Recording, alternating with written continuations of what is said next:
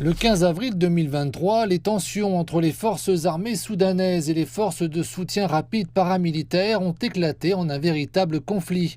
Les forces armées soudanaises sont dirigées par le général Abdel Fattah al-Burhan, qui est également le dirigeant de facto du pays.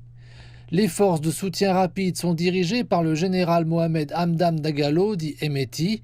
La lutte pour le pouvoir entre les chefs des deux principales forces de sécurité du Soudan trouve son origine dans les années qui ont précédé le soulèvement de 2019, qui a chassé le dirigeant de longue date Omar el-Béchir.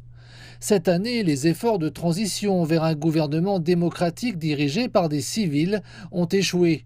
La principale source de tension a été la demande civile pour la supervision de l'armée et l'intégration des forces de sécurité dans les forces armées. Au début, les combats se sont surtout concentrés autour de la capitale Khartoum, avant de s'étendre dans d'autres régions. Ces derniers mois, le conflit a pris une dimension de plus en plus ethnique dans la région du Darfour.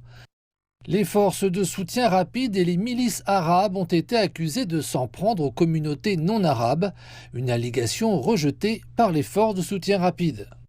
Le Bureau de la coordination des affaires humanitaires des Nations Unies estime que depuis avril, plus de 12 000 personnes ont été tuées au Soudan.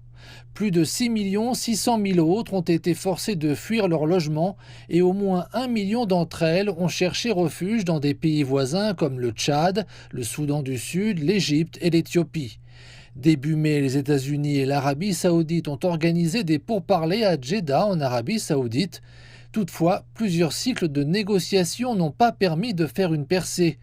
L'autorité intergouvernementale pour le développement a également lancé des efforts de médiation, mais n'a pas encore trouvé de solution au conflit.